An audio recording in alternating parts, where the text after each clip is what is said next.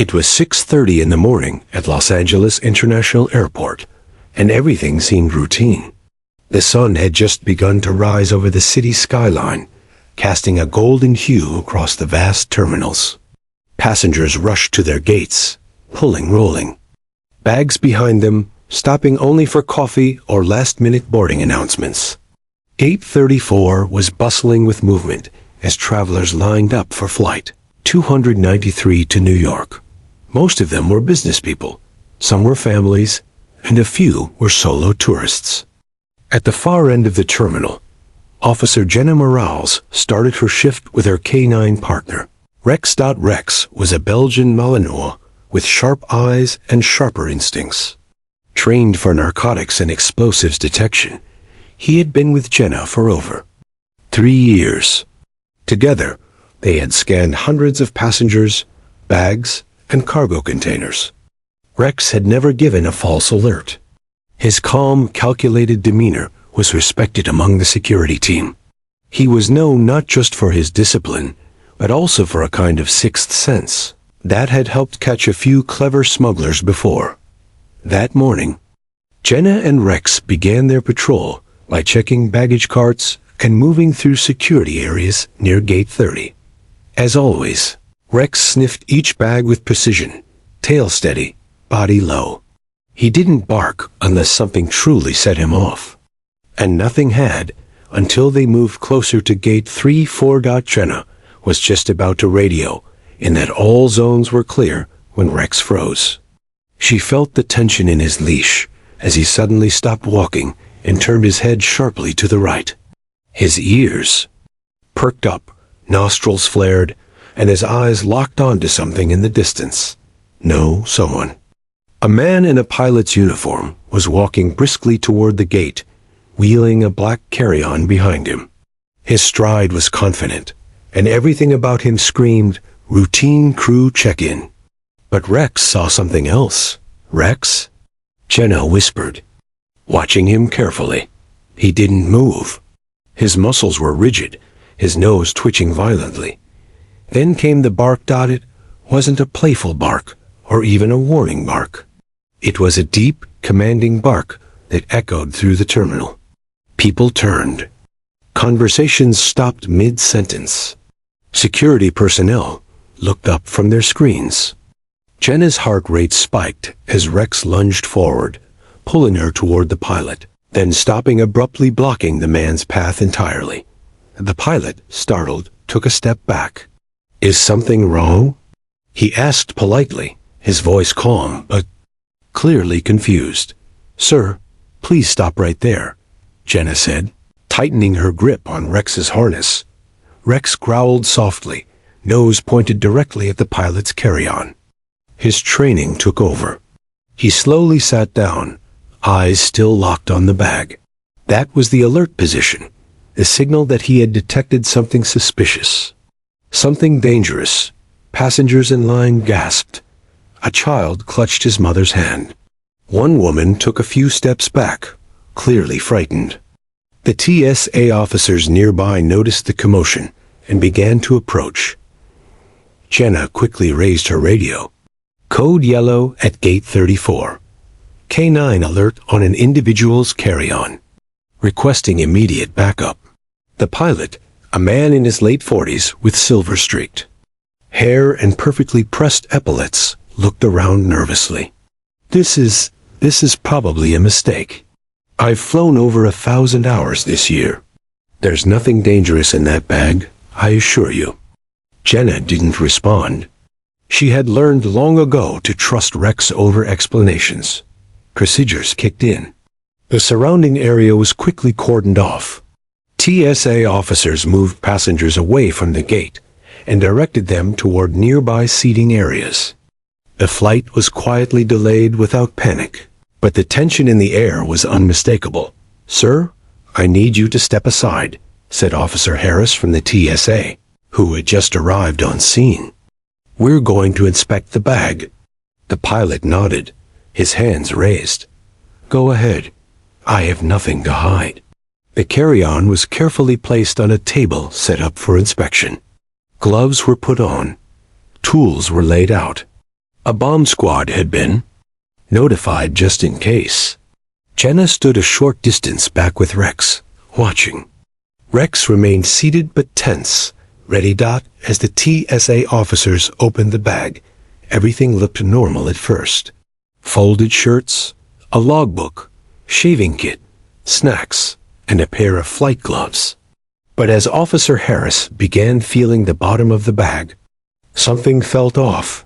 He pressed down and heard a faint hollow sound. He stopped, tapped again, and exchanged glances with the others. "There's a false bottom," Harris said.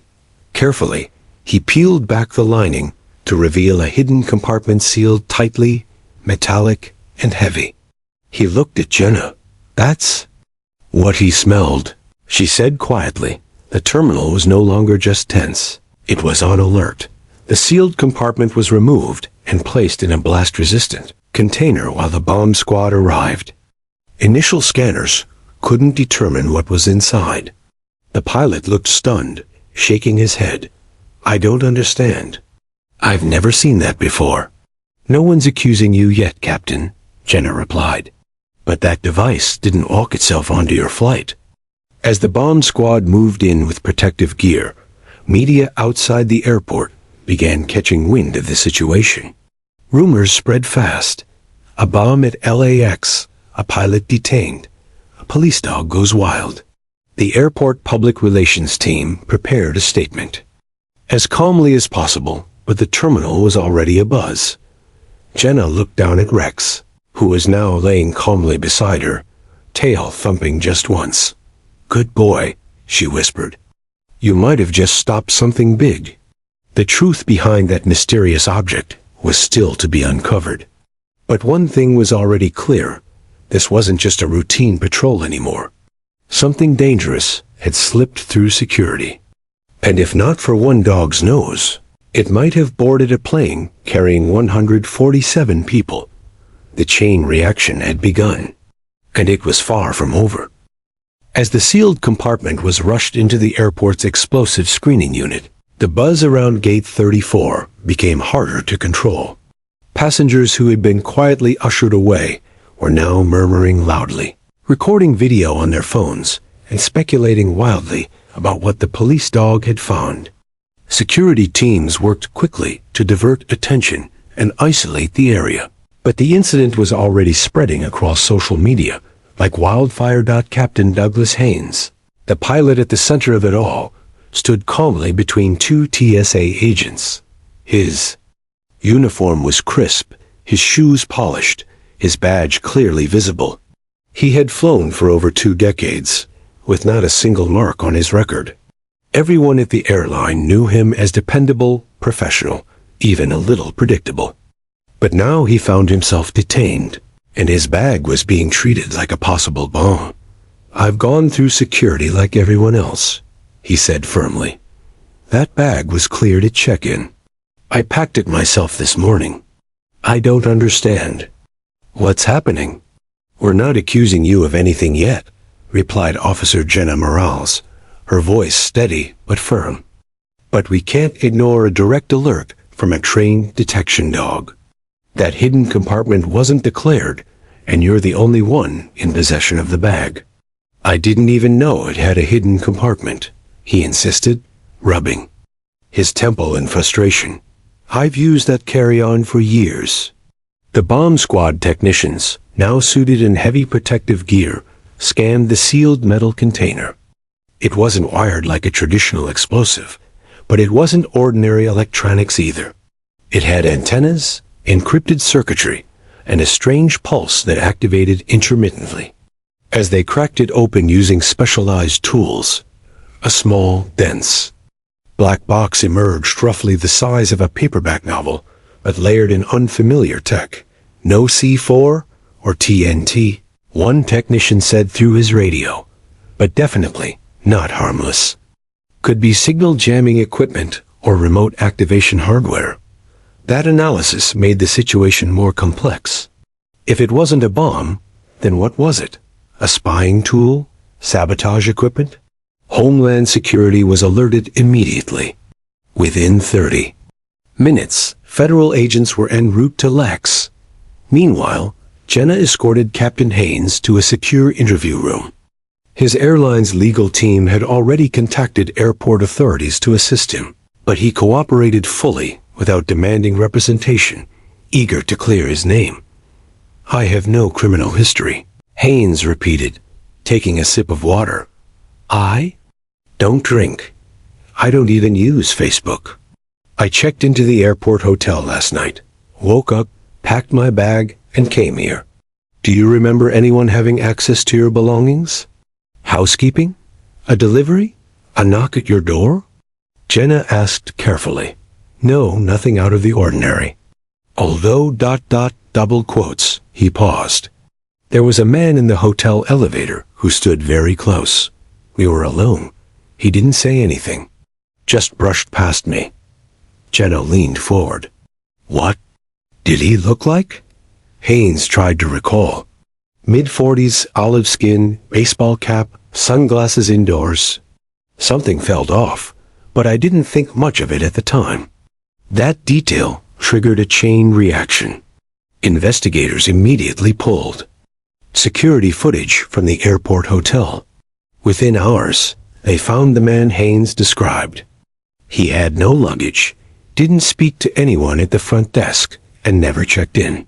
He appeared only in areas near Haynes's room. One frame showed him passing by Haynes's door in the early morning, holding what looked like a key card. Another frame, more disturbing, showed him briefly entering the room while Haynes was at breakfast. "This man tampered with the bag," Jenna said. "He planted it, but that begged a deeper question: why? And for whom?" As the investigation expanded, the black device was analyzed by a federal cybercrimes unit. Within hours, they confirmed its purpose. It was a signal jammer, capable of interfering with aircraft communication systems. The type of device that, if activated mid-flight, could sever all radio contact between the cockpit and air traffic control. Not an explosive, the tech said grimly, but absolutely dangerous. Imagine pilots flying blind in crowded skies. The implications were terrifying. Meanwhile, word of the incident reached the Department of Homeland Security. Officials feared this was not an isolated attempt. If such a device could be planted on a commercial pilot without detection, what about others? Could this be a test run? A larger attack? Rex, the police dog who had triggered the alert, was back in the terminal resting beside Jenna. He remained calm, chewing his favorite rubber toy as if unaware he had just disrupted a possible national disaster. Jenna looked at him thoughtfully. "You saved lives today, buddy. We're not done yet." Airport authorities immediately increased the number of random inspections. Rex was brought back in to sweep more gates, more luggage, and even crew quarters. TSA teams were deployed to other parts of the airport. The Department of Transportation placed 4 other major airports on alert for similar anomalies. And yet, despite the mounting pressure, the key question remained: who was the mystery man? A still shot of him was distributed to law enforcement across California. Facial recognition software began comparing him to known operatives and flagged one potential match: a man linked to a foreign intelligence group suspected of testing infrastructure vulnerabilities in Western nations. He had last been seen in Eastern Europe, but now it seemed he was operating in the USTHE story. Of course, was already breaking across the news. Pilot stopped by police dog. Mysterious device found. Possible. Airport sabotage attempt foiled by K9 unit. Who is the man behind the signal jammer? Despite the headlines, many facts were still unclear. But one truth was becoming certain. The device was meant to be on that plane. And if it hadn't been for Rex acting on nothing but instinct and training, Flight 293 might have taken off into danger. Captain Haynes, while rattled, was cleared to return home. But he chose to stay and cooperate further. "I want to know who tried to use me," he said. "And I want to be in the room when they're caught." He wouldn't have to wait long, because as night fell over Los Angeles, new security footage from a nearby car rental center showed the same man hat, sunglasses, and all walking quickly toward a silver SUV with fake plates. He hadn't left the city. He was still here, and he was being hunted. By late evening, a storm of urgency had settled over Los Angeles. Surveillance footage from the rental car facility near the airport had confirmed what authorities feared. The man who had infiltrated the pilot's hotel room was still in the Wands City. He'd slipped out just before Homeland Security arrived at the hotel, blending effortlessly into the crowd with his baseball cap and sunglasses. But this time, he made a mistake. A security guard, scanning plate numbers at the car rental lot, flagged a silver SUV. The vehicle's registration had been digitally altered, a trick often used to bypass toll cameras and traffic alerts. Inside the vehicle were receipts, wipes, and fast food wrappers. But most importantly, it was the man's face caught by the exit camera that finally matched a known alias from Interpol's red list. Viktor Dravik, a suspected operative involved in multiple foreign sabotage campaigns over the last 10 years. The FBI activated a citywide Bolobi on the lookout for the silver SUV. Agents were stationed at key freeway exits, bridges, and hotels. Traffic cameras and license plate readers were triggered every few seconds, scanning every vehicle that remotely matched the description. Victor had become the most wanted man in Los Angeles, and nobody knew if he was still armed or carrying another device. Back at LAX, Officer Jenna Morales was updated on the suspect's identity and history. She stood quietly as she listened to the briefing. Beside her, Rex was panting softly, still alert even after a long day. Despite everything, he hadn't missed a beat. He was waiting ready if they needed him again. "I can't believe this guy got so close to the flight deck," Jenna muttered. Agent Ron Gallagher, lead investigator with Homeland Security, nodded grimly. He wasn't trying to blow up the plane. He wanted to interfere mid-air, take down communications, make it look like the system failed on its own. Jenna glanced at Rex, and he almost did. If Rex hadn't alerted, Gallagher finished her sentence. We'd be watching satellite footage of wreckage right now. Meanwhile, at FBI field headquarters in downtown Los Angeles, analysts had pulled more data on Viktor Dravik. He'd been a ghost for years, tied to hacks on power grids, communications blackouts in Europe, and rumored to be a freelance operative for state-sponsored attacks. If he was here, planting signal jammers, this wasn't random. It was a test. We believe he wanted to disrupt 3 flights simultaneously, Gallagher said in the next meeting. If he succeeded, the panic, media chaos, and aviation shutdown would cost billions and expose how vulnerable we really are. Suddenly, an alert pinged from a traffic camera in Inglewood, 10 miles from the airport. A silver SUV matching. The make and model had just passed through an intersection at 43rd and Prairie. Surveillance zoomed in, and there he was, Victor. Same glasses, same ball cap. Within minutes, unmarked black Suburbans peeled out of the FBI garage and sped toward the location. LAPD units were called in for support. A helicopter was dispatched. The city lights below were indifferent to the chase erupting. Above them, Victor seemed unaware or unconcerned that he was being followed. He drove slowly, obeyed traffic signals, and eventually pulled into a multi-level parking garage attached to an abandoned office building. "Could be his hideout," said Gallagher from the back seat. "Or he's trying to disappear." The garage was dark, partially flooded on the lower levels, and unlit in corners. Teams moved in from multiple angles, dressed in tactical gear, armed and silent. They weren't taking chances. Jenna arrived shortly after, accompanied by Rex, though she wasn't required to be there. The lead agents knew her dog had already sniffed out something no one else could.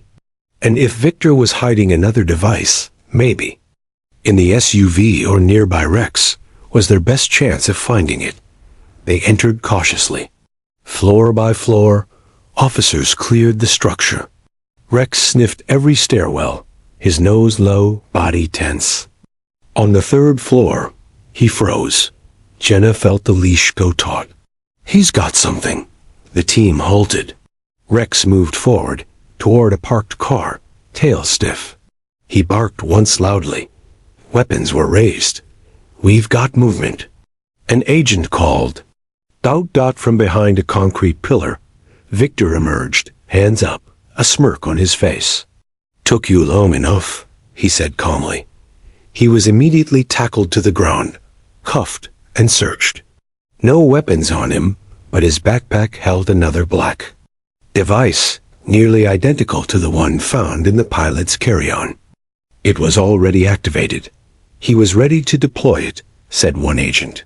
Voice tight with urgency. Another technician quickly disabled the signal jammer before it could broadcast. Jenna watched Victor closely. There was no panic in his eyes, just calculation. You think you've won? He asked as he was led to the elevator. You stopped one day. There are others. That line hit hard. Back at the FBI command center, forensic teams began pulling information from Victor's laptop and phone. What they found stunned even the hardened agents. There were flight plans, airport blueprints, crew identities, and luggage tracking hacks. It was clear Lax was just one of 3 targets. New York and Miami had also been marked. And if Victor hadn't been caught tonight, the other operatives might have moved tomorrow. Jenna sat quietly in the command center, Rex's head resting on her boots. She scratched his ears slowly, her thoughts racing. Rex had changed everything with one alert. One bark, one instinct. If he hadn't, hundreds of lives could have been lost. Or worse, the country's entire aviation system thrown into chaos. Now, a man responsible was in custody. But his words lingered. There are others. It wasn't over yet. The interrogation room at the downtown Los Angeles FBI headquarters was built for pressure. Gray walls, bright lights, a camera tucked into each corner. Across the table sat Victor Dravik, calm and collected, even as chains clinked against his wrists. His face was unreadable, no signs of panic, no hint of fear. It was like he had planned for this, or worse, wanted it to happen. On the other side of the glass, Agent Ron Gallagher observed silently with a group of analysts. Jenna Morales stood beside him, arms folded. Though she was not an interrogator, she'd been asked to observe. Rex rested in the hallway, chewing quietly on a toy. They had earned their place here. Let's go over this again, said Agent DeWitt inside the room. You were caught with a signal jammer in your bag. Another was planted in a pilot's luggage. Why target Flight 293? Victor's lips curled slightly. You think this is about a single flight? You're still thinking too small. Try us. It was never about destruction, he said, leaning forward. It was about exposure, weakness, disruption. One missed radio call, one rogue plane in the sky. You know how fast that spreads? He leaned back and closed his eyes. You panic. Shut down airports. Cancel flights. Ground everything. And the people? They lose faith. Agent DeWitt narrowed his eyes. Who's they? Who's funding this? Victor chuckled softly. Ask your own government. You've made enemies. Everywhere. The room chilled. But that wasn't all he had. On his confiscated laptop, agents had discovered encrypted files plans for additional operations in 3 other cities. Labeled only with code names: Echo Freeze, Skyloop, and Glassdrop. Each plan involved different airports, different flights, and different operatives. Whoever had orchestrated this had resources, access, and patience. It wasn't one man's effort. It was an international plot. Jenna stepped closer to the glass. "We were lucky," she said to Gallagher. "We caught him early. But what about the others?" Gallagher nodded. They could already be in position. Just then, one of the analysts turned from his screen. "We just got a hit on one of the aliases found in Victor's notes, Martin Vess. He flew into JFK yesterday on a German passport. Same profile, same travel pattern." Gallagher swore under his breath. "We've got a sleeper in New York," another analyst called out. "Miami just reported a ground crew worker left his post and hasn't been seen since 5 a.m. He used a forged ID. Name matches another one in Victor's contact list, Luis Ortega. 2 more active cells," Gallagher said. "Possibly more." The room went into motion. Phone calls, messages, urgent task forces. Teams in New York and Miami were mobilized instantly. Tactical units were deployed to both airports. K-9 units were scrambled. Flights on the flagged schedules were temporarily grounded for secondary inspection. The clock was now the enemy. Back in the room, Agent DeWitt laid a photo on the table in front of Victor. It showed Rex, sitting proudly beside the metal case he had alerted on earlier that day. "This dog stopped her operation," DeWitt said coldly. "You didn't account for him." Victor glanced at the photo, then shrugged. "Even machines make mistakes. That one didn't." For the first time, he looked mildly frustrated. Jenna allowed herself a faint smile dot as teams raced to locate the other operatives. Jenna and Rex were called back into service. Homeland Security requested their immediate deployment to assist in Miami, where authorities believed the next planted device might be hidden in airport infrastructure. Jenna wasn't thrilled about flying, but this was now personal. Before leaving, she stopped by the observation room and watched Victor through the glass one last time. He stared straight ahead, unreadable. Gallagher leaned in beside her. "He knows this isn't over." "No," Jenna said, "but now we do too." With that, she walked out to join Rex. The German shepherd stood eagerly, ready for action, his body full of energy despite the long day. She clipped his harness and whispered, "We've got more work to do, hero." As she boarded the government transport jet, the latest reports rolled in. In JFK, the suspected infiltrator had passed through crew security 3 times before disappearing. Inside Terminal 2. In Miami, early signs pointed to a possible device planted in the fuel loading area. Every second counted now. Meanwhile, back in LA, Victor sat quietly in his cell, alone, except he wasn't, hidden in the sole of his left shoe, now removed and stored in evidence, was a data card no one had yet noticed.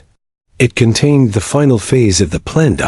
It was called Phase 0, and it hadn't even started. The government-chartered jet carrying officer Jenna Morales and Rex touched down at Miami International Airport just before midnight. The tarmac was quiet, but the mood inside was electric with urgency. FBI agents, TSA officers, and airport command were already waiting, reviewing floor plans and inspection schedules. This wasn't just a search anymore. It was a countdown. If there was a second device hidden here, it had to be found before morning departures filled the sky.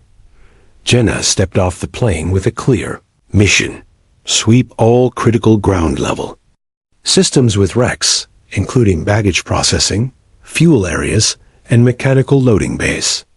Authorities believed the device, if planted, would be near something high impact, but subtle, designed to disrupt operations without causing an explosion. The moment Rex's paws touched the concrete, his ears perked up and his nose twitched. He was already working. "Where do we start?" Jenna asked the lead agent on site, a man named Chavez with a thick Cuban accent and worry lines under his eyes. "The lower jet fuel hub," he said. We found anomalies in the digital manifest. Fuel usage logged 2 hours before any scheduled plane arrived. Someone accessed it. Rex was led through a dark maintenance corridor that fed into the underground fueling network. The place smelled of gasoline, old rubber, and metal. He trotted, with purpose, his body low, nose brushing pipes and crates as he moved deeper into the narrow tunnels. Then he stopped. He stiffened beside an access panel covered by a floor grate, tail frozen. Jenna's breath caught in her throat. She watched his ears swivel, his nose darting toward a thick sealed casing. Rex barked once. She signaled the team. Within minutes, hazmat and bomb squad officers were on site. The casing was removed using long-reach magnetic arms, then placed in a portable blast container. It was nearly identical to the one from LAC's black casing, sealed antenna ports, embedded foreign circuitry. But this one was active. A faint red light blinked every 5 seconds. It was counting down. "Don't touch it," one of the techs warned. "It may be transmitting already." Jenna backed away with Rex, holding his collar tight. She whispered, "You did it again, partner." Meanwhile, thousands of miles away in Los Angeles, something disturbing was happening at the evidence locker. An overnight technician was running inventory on items taken from Viktor Dravik when he noticed something odd. A man's left shoe, stored in a sealed bag, had a tiny bulge in the heel, not uncommon for smuggling attempts. He carefully sliced the outer layer and discovered a micro SD card no larger than a fingernail. He handed it over to cyber analysts without much thought. Minutes later, alarms went off in the building. The data on the card wasn't encrypted like the other files. It was a live access blueprint labeled Phase 0, and it wasn't just another target. It was a trigger. The card contained software that, if inserted into an airport's control hub, could silently override internal signal integrity. It was capable of manipulating radar readouts, distorting communication signals, and spoofing flight transponder IDs. The chaos it could cause wasn't theoretical. It had been tested in Europe 2 years earlier, during a blackout in Prague airspace that nearly caused 2 passenger planes to collide. And now, the final script was time-stamped to launch in less than 5 hours automatically from an external server. Viktor had pre-synced to the network. "Pull the server IP," shouted Galler. "Trace the origin." The IP address led them to a proxy server chain bouncing through Iceland, Thailand, and finally, a signal relay in Tampa Bay, just an hour away from Miami. If they didn't intercept that relay, the program would activate even without Viktor. Back in Miami, Jenna was loading Rex into a black SUV as news came in. She was given new orders immediately. "You're headed to Tampa," Chavez said. That relay could be the ignition for this whole thing. Tampa wasn't far, but the threat was growing. If Phase 0 went live, multiple airports across the eastern seaboard could lose reliable radar within minutes. Planes would disappear off control tower screens, pilots would lose radio channels, and the skies would become blind and chaotic. Every airliner in the region could become a ghost. On the road, Jenna kept one hand on Rex's harness. He was calm, his eyes locked on the road, almost sensing the tension around him. She remembered the first day they trained together, how instructors told her that some dogs could pick up on human adrenaline better than machines. Tonight, he seemed sharper than ever. As they approached the warehouse address that housed the suspected relay station, SWAT teams moved in from 2 directions. It looked abandoned from the outside, but thermal imaging picked up heat signatures from inside. "Target confirmed," the lead agent said. "Power's running. No visible movement. We breach in 30 seconds. Jenna and Rex were asked to stand down from the entry team, but she watched from behind a squad car as the agents stormed in. The breach was fast. Inside, they found the relay unit, a black terminal with 4 antennas hooked up to satellite modems. It was already active. A screen displayed a blinking icon, sensing 86%. Cut power. Someone yelled. A tech yanked the cable from the main battery and smashed the backup with a crowbar. The screen flickered and went black. Silence. Then cheers. They had stopped it. Phase 0 had failed to launch. Back in LA, Gallagher received confirmation from Miami. The relay was destroyed. He walked into Victor's cell with the printed photo of the relay's shutdown screen and laid it in front of him. Looks like your countdown hit 0, Gallagher said coldly. And nothing happened. Victor looked at the image, then smiled faintly. This time, Gallagher stared at him. You're done. No, Victor whispered. You're behind. Always behind. But for once, the United States wasn't. Because a dog had caught the scent before the plot took flight. Because a team moved fast enough to intercept every link in the chain. And because Phase 0 didn't go live. The skies stayed safe. 3 days after the mission in Tampa, Officer Jenna Morales and Rex returned to Los Angeles to a hero's welcome. At LAX, security staff lined the hallway near Terminal 7, clapping and cheering as Rex trotted in proudly beside Jenna, tail wagging. With purpose. Word had spread quickly.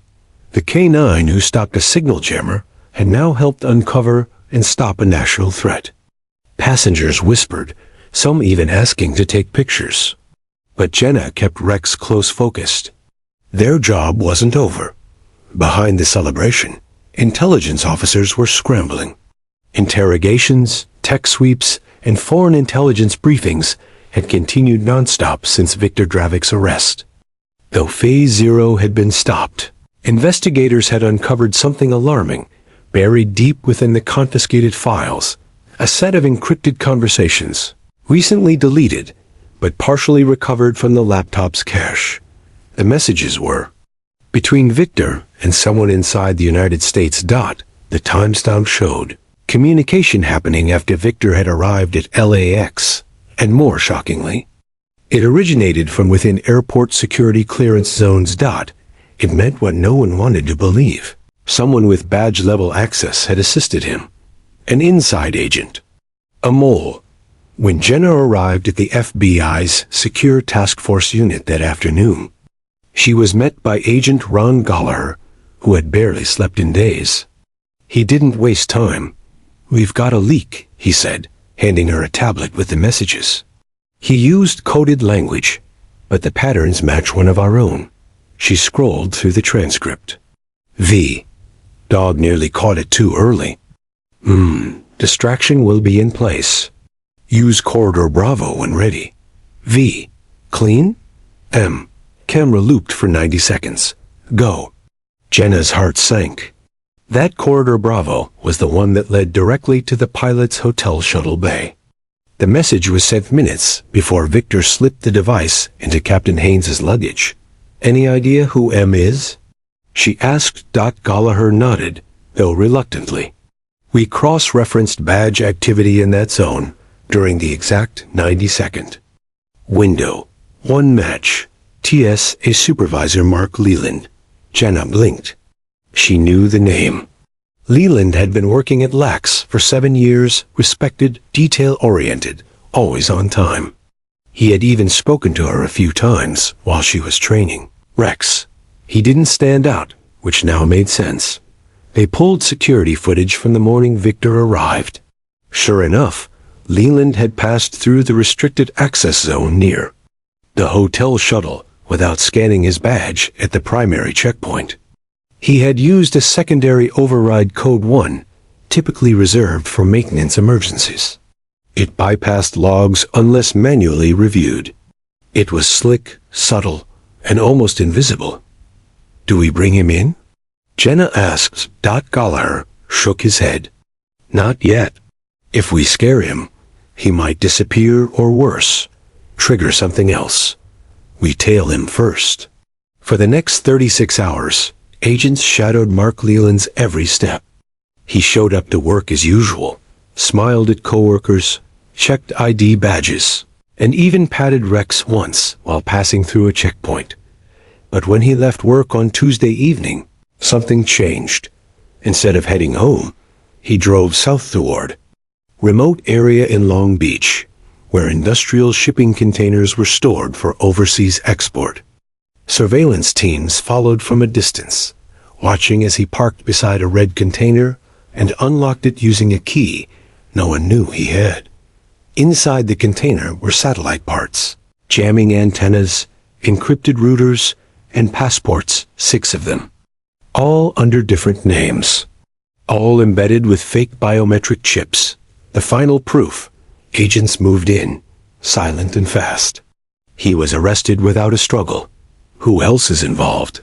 Gallagher demanded as they cuffed him, but Leland simply smiled. You think we needed many? All it takes is one in the right place. At FBI headquarters, Jenna watched as the container contents were laid out on a table. She leaned against the wall, Rex at her feet, both of them silent. Another device, slightly different from the others, was found taped under the floorboards of Leland's car. Unlike the first 2, this one wasn't a jammer dot. It was a data siphon, capable of tapping into wireless communications across airport frequencies and quietly recording air traffic data, then relaying it overseas. Jenna stared at it. They were gathering intel, patterns, weak points. Gallagher nodded. Phase 0 wasn't the end. It was the beginning of something bigger, something they were preparing long before Victor even landed. Back in custody, Victor was informed of Leland's arrest. He said nothing for several minutes, just stared at the wall. Then he smiled again. You were never the real target, he said softly. Gallagher leaned forward. Then who was? Victor tilted his head. Not who. What? He refused to elaborate. But the implications haunted every agent in that room. Back at LAX, Rex was recognized with a special medal in front of airport staff and federal officials. Children drew him pictures. Travelers applauded. The media praised him as the dog who saved the skies. Jenna, standing beside him, said nothing too elaborate in her speech. He trusted his nose. I trusted him. And that's what saved lives. Later, that evening, alone in her apartment, Jenna knelt beside Rex and rubbed behind his ears. They're not done, she whispered, but neither are we. Rex blinked slowly and rested his head on her knee. The sky outside was quiet, but the storm, Jenna knew, hadn't passed it, had just shifted, and whatever was coming next, they'd be ready. 2 weeks had passed since TSA Supervisor Mark Leland's arrest, yet the aftershocks were still being felt across the nation. Airport security protocols were overhauled. Luggage inspections became more aggressive, and every federal agency involved in aviation safety was quietly racing to identify similar vulnerabilities at other airports. But for Officer Jenna Morales and Rex, the story wasn't over. In the early hours of a Monday morning, she was called back to the FBI's secured headquarters. Something new had surfaced, something buried deep in Victor Dravik's recovered laptop files. Intelligence teams had decrypted a large compressed folder labeled Osiris. When opened, it wasn't blueprints or jamming codes.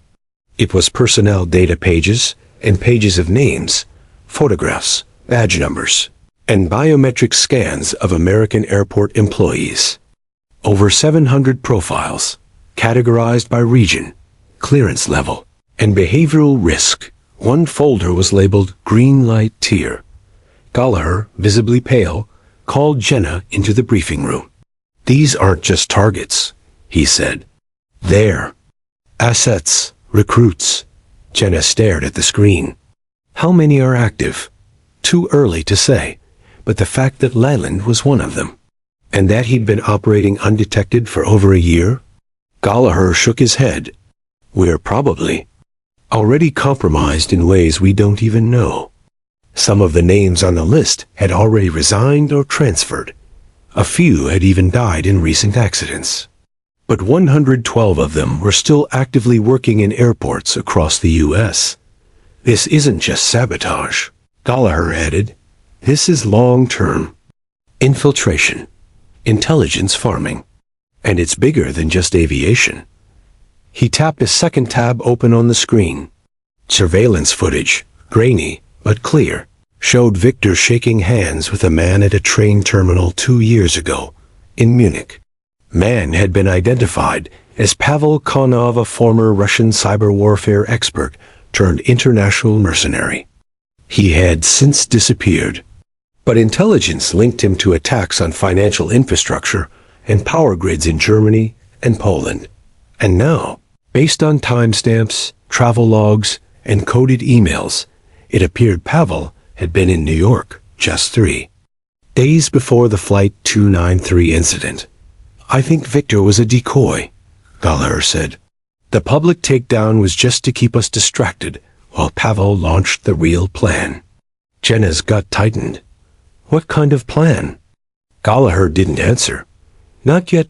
Meanwhile, inside a maximum security detention facility outside Los Angeles, Viktor Dravic sat in his cold concrete cell, quiet but calculating. He knew they'd find Osiris eventually. He wanted them to. The release of that list had been timed. All they'd done was speed up what had already begun. At 2:14 p.m., the prison security server experienced a short glitch, just 7 seconds of scrambled surveillance. Enough time for a cell door to unlock. By the time guards noticed Victor was missing, he was already gone. The news hit federal agencies like a punch to the gut. An internal breach had allowed Victor to escape. Not only was their prime suspect loose, but the only person who knew the deeper layers of Osiris had vanished. The FBI quickly pieced it together. Someone on the inside helped him again. Jenna and Na Gallagher were called to Washington, D.C. for emergency meetings. The Department of Homeland Security had just elevated threat levels to level red, the highest classification for national internal risk. Planes were still flying. Airports were still operating. But the trust was unraveling. On the flight to D.C., Jenna sat quietly beside Rex, who slept curled at her feet. The cabin was filled with agents, analysts, and national security officers. The tension was thick. He slipped right through our fingers, Gallagher muttered. We let the fox out of the henhouse. We never had him to begin with, Jenna replied. He wanted to be caught. The plan needed noise. Gallagher looked at her. So what's the next move? She took a breath. We find Pavel, and we stop Osiris before those green light tier agents go dark. Back in New York, at JFK Airport, an incident unfolded just after midnight. A gate technician scanned her badge at a restricted access panel, but the system flagged it as expired. She argued with security, insisting it had just been updated. When her locker was searched, they found a USB drive inside a pen. Its contents were Osiris, blueprints, and updated personnel profiles. She was on the list. She was ready to act, and she wasn't alone. Across the country, 3 more people on the green light tier list were arrested within 48 hours. All had been waiting for activation orders. All had direct access to critical infrastructure. The terrifying part? None of them knew who Pavel was. They had never met him. Their orders came through encrypted apps, burner phones, and dead drop instructions. A spider web of shadows with no center dot, except one clue surface dot in the recovered messages from the JFK technician's drive. There was a phrase repeated multiple times. The sky will mute at dusk. At first, agents thought it was metaphorical. But then Gallagher noticed something chilling. There was a commercial aviation communication testing program called SKYMute, a now defunct experiment that allowed controlled silence between a TC and aircraft to simulate blackouts. Pavel had revived it, weaponized it. If launched, it would simulate a full-blown communication failure across multiple airports, without touching a single radar. Just silence. And panicked. Gallagher turned to Jenna, his face hardening. If they pull this off during peak travel hours, we'll have mid-air collisions within minutes. She looked down at Rex, who sat beside her, his gaze unblinking. We have to find him, she said. And fast, agreed. Because somewhere in America, the countdown to silence had already begun. It was 4:03 a.m. when the first anomaly struck. A pilot flying into Reagan National Airport from Chicago reported dead air on the primary frequency. No tower response. Seconds later, a flight near Atlanta noticed radar blips disappearing and reappearing like ghosts, drifting in and out of view. By 4:08, Miami, Denver, and Dallas-Fort Worth reported identical issues. At first, air traffic control believed it was a glitch in regional systems. But then, all communication lines went down simultaneously for exactly 9 minutes. Not static, not interference. Silence. The FAA immediately grounded all inbound flights across 10 major hubs. Panic rippled through towers.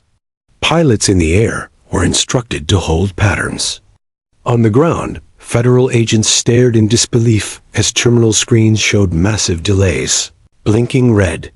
Jenna Morales was already in D.C., reviewing SK-EMUT files when the blackout struck. She felt it in her bones. This was it. The final move. Gallagher rushed into the war room holding a secure tablet. We have a signal trace, he said. The command to trigger the SK-EMUT protocol came from somewhere inside Baltimore. Jenna narrowed her eyes. Is Victor there? No, but we believe Pavel is.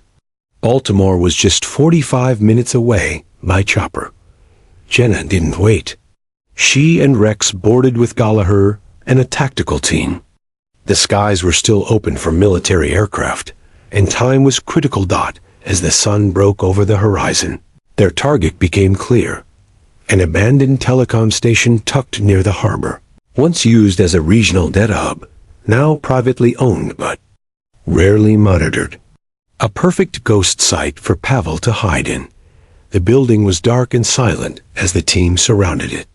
Rex's nose twitched sharply the moment they exited the aircraft. His ears rose, tail stiff. He pulled forward, tugging on the leash. He's here, Jenna said. Agents breached the building silently, floor by floor. Every room was lined with dusty equipment and cracked monitors. But deep in the lower level, in a room lined with servers, still blinking with active power, they found him, Pavel Konov. Older than his file photo suggested, but just as cold-eyed. He sat before a large panel of laptops, staring calmly at the security feed, showing grounded planes across the country. You're too late, he said softly. Turn it off, Gallagher ordered. Pavel just smiled. You think this was about airports? Jenna stepped forward. What was it about then? He leaned back, voice almost serene.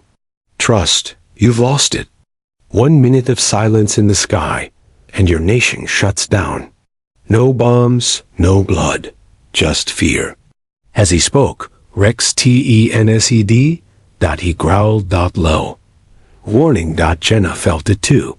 Something was off. She scanned the floor. Wires. Beneath the desk, connected to a strange gray box sitting beside Pavel's feet. Step away, she shouted, but Pavel didn't move. He placed his hand on the box. It's not a jammer, he said. It's a resonance trigger. Every remaining SK-EMUT script set to auto-deploy the next time radar sweeps restart. Unless this is pressed. Suddenly, Rex lunged. He surged forward, teeth bared, and tackled Pavel at the waist, knocking him away from the trigger. Go, go, go. Gallagher yelled. Agents swarmed the room. One tackled Pavel. 2 more disarmed the box. Another technician yanked out the power cable just before the blinking light hit. 0 o'clock. The screens froze and went dark. And with that, the system halted. SKY Mute never launched again. Rex stood proudly, panting, one paw on Pavel's chest. The mission was over. Over the next 2 weeks, more arrests were made, 7 in total, all part of the Osiris Web. The FAA launched a joint task force with Homeland Security to rebuild trust and test every airport in the nation for vulnerabilities. The president quietly acknowledged the threat in a closed session.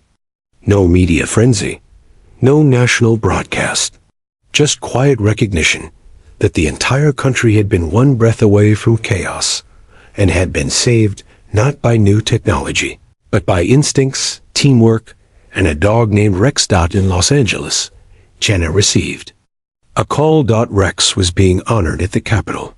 She smiled, scratched his ears, and whispered, "You earned it, buddy." At the ceremony in Washington, D.C., with senators, generals, and top agency leaders present, Rex was awarded the Presidential Medal of Canine Valor, the highest recognition given to a service dog in active duty. Jenna stepped up to the microphone afterward. He didn't stop one bomb. He stopped a chain reaction. Rex reminded all of us, when machines fail, instincts matter, loyalty matters. And in a world full of noise, sometimes it's the quietest bark that saves the loudest lives. Applause thundered, but Rex didn't seem fazed. He simply sat by Jenna's side, head high, watching calmly as the crowd clapped for him. Epilogue: Victor Dravic was eventually recaptured near the Mexican border alone, tired and without resources. He refused to speak again. Pavel Konov remains in a federal black site, held without bail, where he is being interrogated for links to cyberplots beyond aviation. The Osiris files are still under review. Dozens of names remain unverified, and investigations continue quietly. Behind the scenes, but the skies? They're safe again for now, because a dog named Rex listened when no one else could, and a handler named Jenna trusted him with everything.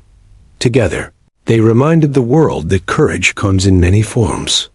Sometimes, it walks on 4 legs.